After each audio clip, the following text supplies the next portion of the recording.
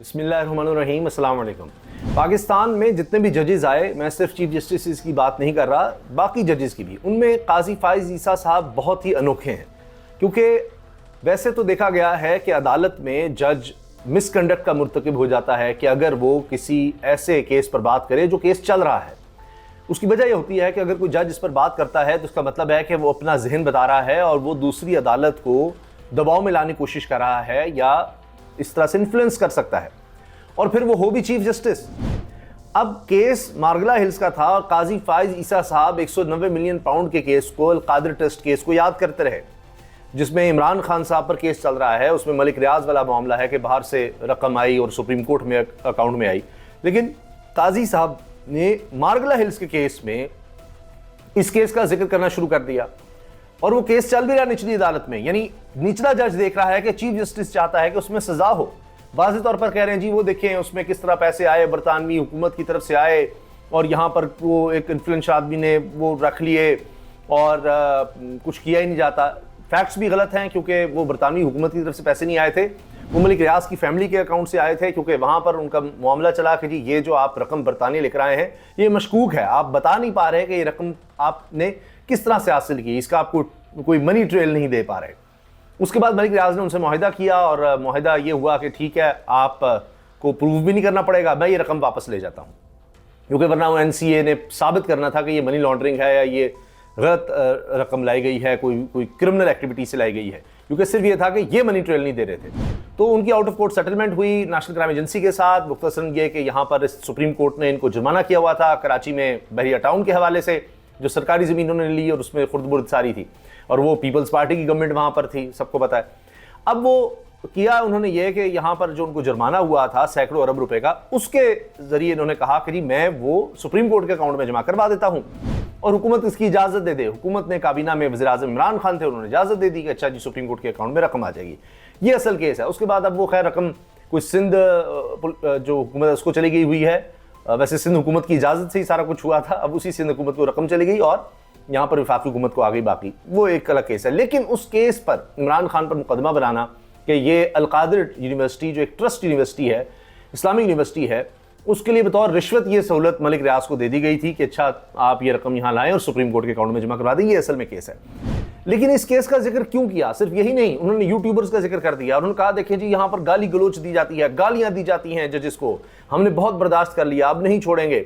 और यहाँ पर 10-10 साल से डिप्रेशन पर लोग थे, उनको अगर भेजा तो वबेला मच गया, क्योंकि इस पर हसनात मलिक और दीगर साफ़ियों ने, जो सीनियर साफ़ी, उन्होंने कहा कि जी मंसूर अली शाह साहब और दीगर जजेस का जो स्टाफ था उसको इधर उधर किया गया है, उस तरह की बात थी। तो शायद काजी साहब उनसे खुश नहीं है इसलिए किया जा रहा है, उस पर वो नाराज़ हुए। फिर उन्होंने कहा कि यहाँ पर इशू बन जाता है, यहाँ पर हमें धमकियाँ दी जाती हैं, ज़्यादा इजहार राय की आज़ादी की बात की जाती है।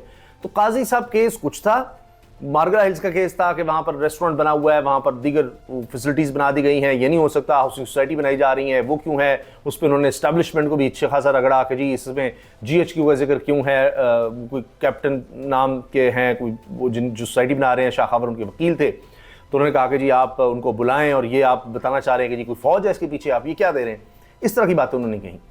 दूसरी तरफ एक और केस जिसका हम जिक्र करेंगे, जिसमें इस्लामाबाद हाई कोर्ट में अब जज साहब ने कहा है कि मेरा दिमाग घूम जाएगा, मैं आखिरी मोहलत दे रहा हूँ। ये लापता अफराद केस का मामला है कि बस बहुत हो गया, आप या तो आइन को फेंक दें, उसमें इंसानी हुकूक निकाल दें, नया आइन लिख दें, वरना ये लोगों को अगवा करना, लापता करना छोड़ दें, आप बस कर दें, आप लेकर आएंगे, आपकी जिम्मेदारी है और आखिरी मोहलत दे रहा हूँ, वरना उसके बाद मेरा दिमाग घूम जाएगा, मुझे ना कहिएगा।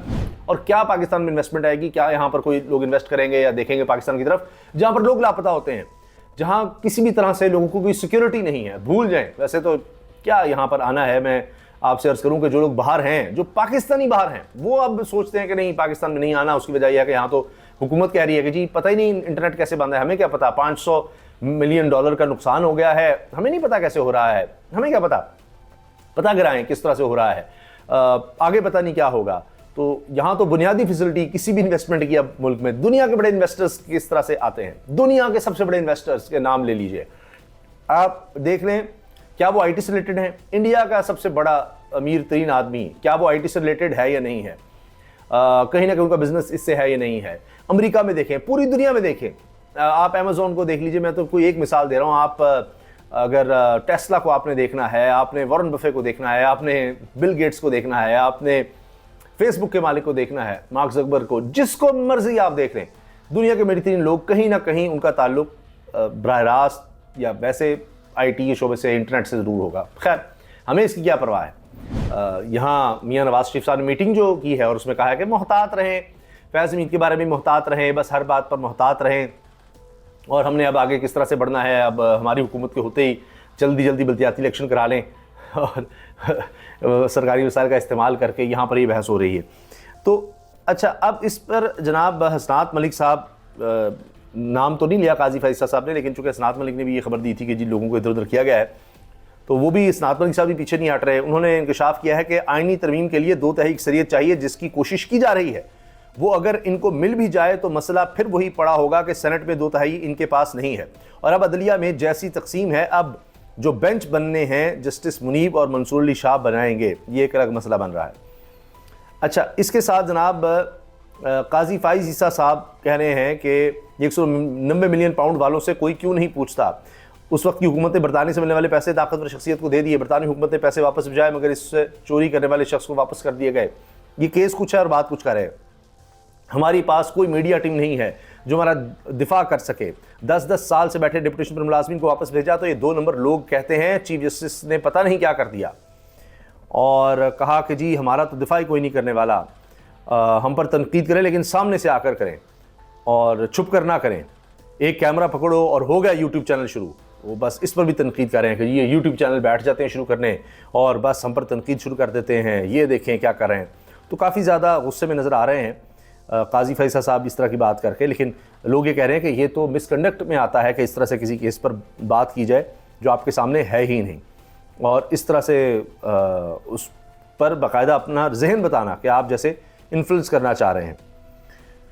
काजी फैज़ साहब के ये इन बयानात को शदीद तनकीद का निशाना बनाया जा रहा है सीनियर कोर्ट रिपोर्टर्स की तरफ से, और इस पर कहा जा रहा है कि जी बस बहुत हो गया, रद्द मिलना देने का हरगिज़ मतलब नहीं कि आप सर पर चढ़ कर बैठ जाएं। काजी फैज़ साहब की साफ़ियों को ये वार्निंग है, और इस सब पर सब साफ़ी ये तनकीद कर रहे हैं। जजेस को गालियाँ देने के लिए किराए के बंदे रख लेते हैं, हिम्मत है तो सामने आकर बोलें, जवाब दें चीफ जस्टिस काजी फ़ाइज़ ईसा। ये उन्होंने बातें की हैं। अच्छा, मियाँ नवाज शरीफ साहब बड़े अरसे के बाद सामने आए हैं और उन्होंने यही कि जी हमने मुल्क को डिफ़ॉल्ट से बचाया, अब अवाम को बचाना है बस, क्योंकि काफ़ी ज़्यादा बात हो रही थी कि जी मियाँ साहब किधर हैं। मियाँ साहब जनाब उधर ही हैं जहाँ वो डील्स करने के बाद होते हैं, वो चिल माहौल में हैं कि अच्छा जैसे चल रहा चलने दो। लापता PTI कारकुन के केस में इस्लामाबाद हाईकोर्ट ने रिमार्क्स दिए कि ऐसा करें कि आइन को तब्दील करके इसमें से बुनियादी हुकूक निकाल दें तो बेहतर है। ये जस्टिस मियाँ गुल हसन औरंगज़ेब के रिमार्क्स हैं। समाअत हुई लापता कारकुन फैज़ान की बाजियाबी के लिए, और जस्टिस औरंगज़ेब ने एडिशनल अटॉर्नी जनरल से मुकालमे में सख्त बरमी का इज़हार किया और कहा कि आइन को तब्दील कर दें, बुनियादी हुकूक इसमें से निकाल दें, हमारा इदारा इख्तियार ख़त्म कर दें, मुल्क को इसी तरह चलाएं। मुझे नहीं मालूम स्टेट इससे क्या हासिल करना चाहती है, आप इसकी गिरफ्तारी डाल दें, हम कुछ नहीं कहेंगे, लेकिन मुल्क इस तरह से ना चलाएँ।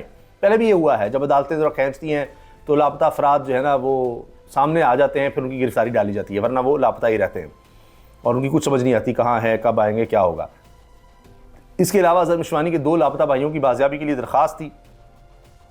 इसमें इस्लामाबाद हाई कोर्ट ने मंगल तक अज़हर मिशवानी के भाइयों को बाजियाब कराकर पेश करने की मोहलत दी, और फिर इसमें बात होती रही। जिस नंबर से कॉल आई थी वो अज़हर मिशवानी के भाई का ही है, ये क्या हो रहा है, और कहा कि जी आप इस मामले पे क्या कहेंगे, पुलिस जब पता लगाना चाहे तो पता लगा लेते हैं, क्या बंदा किसके पास है, जिम्मेदारी सेक्रेटरी दाखिला और सेक्रेटरी दिफा पर आती है। मंगल तक का वक्त दे रहा हूँ, इन केसेस को ख़त्म कर दें, अगर ये केस ख़त्म ना हुए तो मैं अपना दिमाग खो दूंगा, फिर मुझसे गिला ना करना।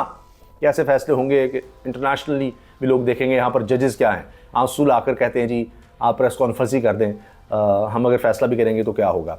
और दूसरी तरफ काजी साहब ने एक और संभाल रखा है कि जी मुझे ये देखें, हम पर तनकीद कर दी, मुझ पर ये कर दिया कि मैंने इधर उधर क्यों कर दिया, ऐसी बात ना करें, ये यूट्यूबर्स इस तरह से बैठ जाते हैं। लेकिन काजी साहब को वो 6 जजेस का ख़त नज़र नहीं आता, और तब वो कहते थे हाँ कमीशन बना दें, ये कर दें, वो कर दें। वहाँ जजेस को धमकियाँ दी गई, उनके ख़ानदान को धमकियाँ दी गई, उनके ख़ानदान वालों को, उनके रिश्तेदारों को टॉर्चर किया गया, और उसके बाद भी मुदाखलत जारी रही। Chief justice Lahore high court उस वक्त थे, उन्होंने भी उसका नोटिस लिया, लेकिन काजी साहब को, अपने जजेस को, उनके ख़ानदान को दी गई धमकियाँ, वहाँ फायरिंग और दीगर मुदाखलत नज़र नहीं आती।